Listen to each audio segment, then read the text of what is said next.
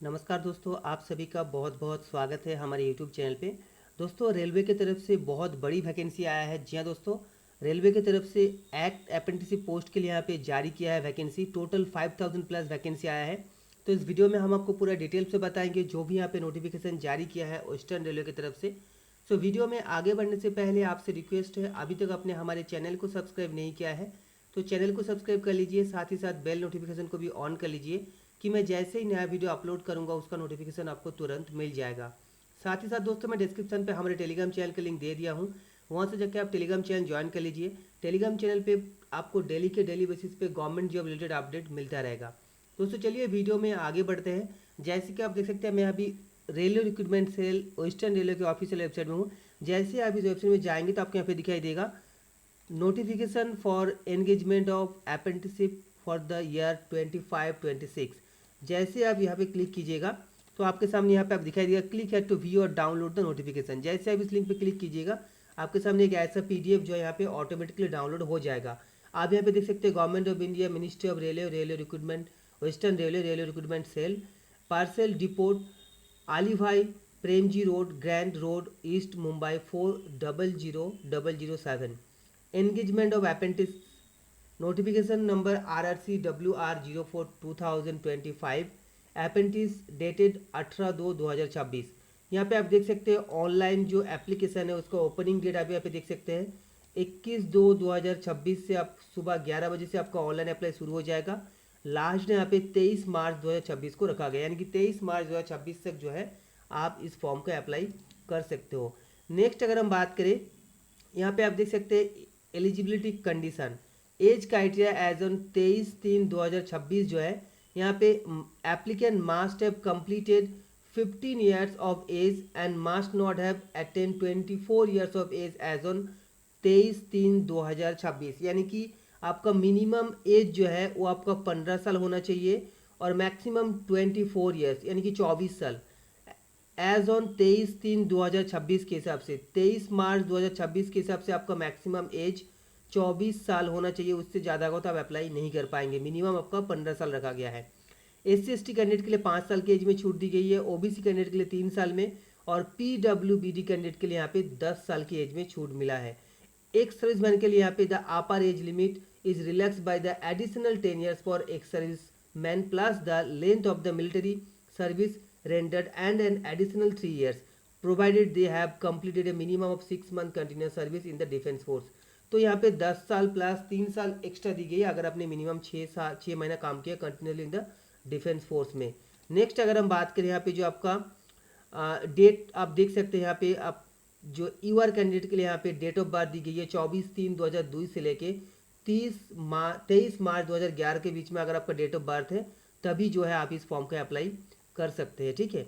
और उसके बाद अगर हम बात करें ओ SC कैंडिडेट के लिए 24/3/1997 से 23/3/2011, ST के लिए 24/3/1997 से 23/3/2011, OBC के लिए 24/3/1992 से 1999 से यहाँ पे 23/3/2011 और PWD यूआर कैंडिडेट के लिए 24/3/1992 से लेके 23/3/2011, PWD SC/ST के लिए 24/3/1987 से लेके 23/3/2011 और PWD OBC कैंडिडेट के लिए 24/3/1989 से लेके 23/3/2011 तक आप जो है आपका डेट ऑफ बर्थ है तभी आप अप्लाई कर पाएंगे। उसके साथ साथ यहाँ पे एक्साइजमैन के लिए यहाँ पे यूआर के लिए यहाँ पे आप देख सकते हैं 23/3/2011 के हिसाब से 24 plus defence service up to 10 years plus 3 years age पर पैरा 5, जो पैरा 5 में दी गई है 3 years अगर आपने डिफेंस सर्विस में काम किया तभी आप जो है अप्लाई कर सकते हो। उसके साथ साथ यहाँ पे एक्स ST और एक्स ST का भी यहाँ पे 29 साल और 27 साल रखा गया है। उसके साथ साथ यहाँ पे अगर हम बात करें एसेंशियल क्वालिफिकेशन जो रखा गया है, यहाँ पे आप देख सकते हैं applicant must have already pass the prescribed educational qualification as on the date of issue of this notification 18/2/2026 as below. यानी कि आपका एजुकेशनल क्वालिफिकेशन 18/2/2026 से पहले हो जाना चाहिए। 10th पास यहाँ पे रखा गया है under the 10+2 examination system with a minimum of 50% aggregate marks from any recognised board. यानी कि अगर आपने 10वीं पास की है किसी भी बोर्ड से विथ 50% मार्क्स तो आप इस फॉर्म का अप्लाई कर सकते हो। यहाँ पे टेक्निकल क्वालिफिकेशन रखा गया है applicant must possess an ITI certificate in the relevant trade affiliated to NCVT as detail below.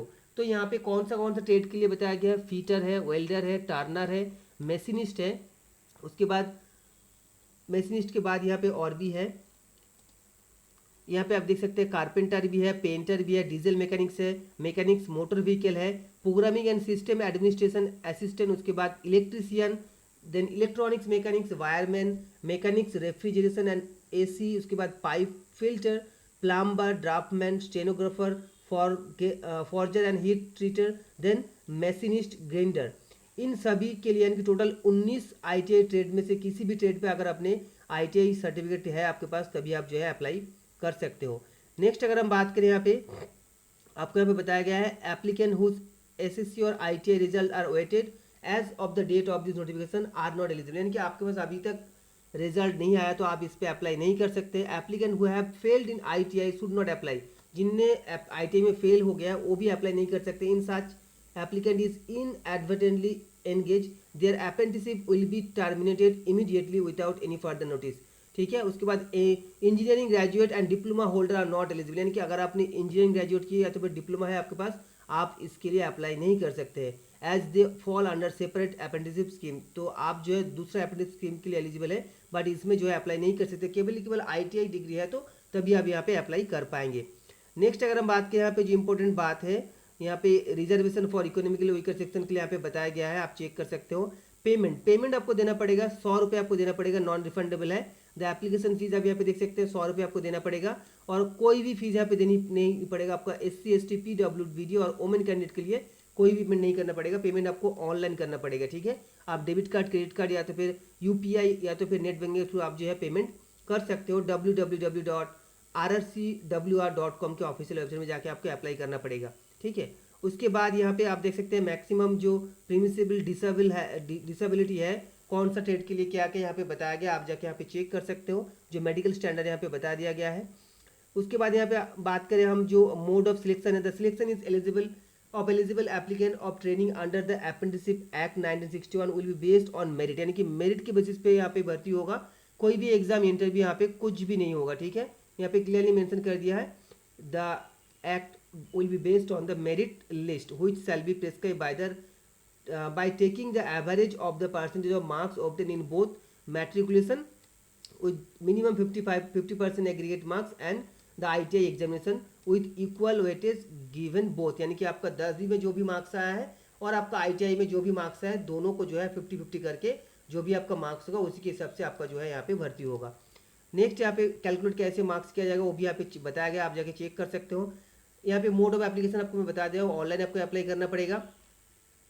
Next यहाँ पे कौन सा डॉक्यूमेंट्स आपको अपलोड करने पड़ेगा उसके बताया गया, यहाँ पे 10th सर्टिफिकेट, उसके बाद ITI marksheet, national trade certificate, SC ST OBC candidate के लिए सर्टिफिकेट और PWD कैंडिडेट के लिए यहाँ पे डिसेबिलिटी सर्टिफिकेट आपको अपलोड करना होगा। नेक्स्ट अगर हम बात करें यहाँ पे आपका जो वैकेंसी है, आप एकदम नीचे टेबल पे जाएंगे, यहाँ पे वैकेंसी टेबल दी गई है। यहाँ पे वैकेंसी आप अलग अलग पोस्ट के लिए अलग अलग ट्रेड के लिए यहाँ पे वैकेंसी दी गई है, आप जाके चेक कर सकते हो।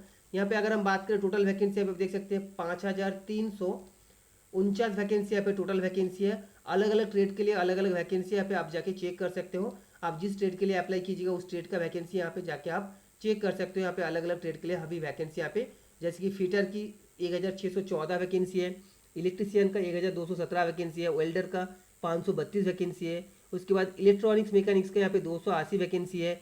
मैकेनिक डीजल के लिए यहाँ पे मैकेनिक डीजल में 207 वैकेंसी है। पेंटर के लिए 190 वैकेंसी है। कारपेंटर के लिए 184 वैकेंसी है। तो अलग अलग यहाँ पे ट्रेड के लिए अलग अलग वैकेंसी आप जगह चेक कर सकते हो। टोटल 5349 वैकेंसी है। तो ये था आपको पूरा नोटिफिकेशन। फिर भी अगर कोई डाउट है तो आप मुझे पूछ सकते हो, मैं आपको कमेंट पे जरूर रिप्लाई करूँगा।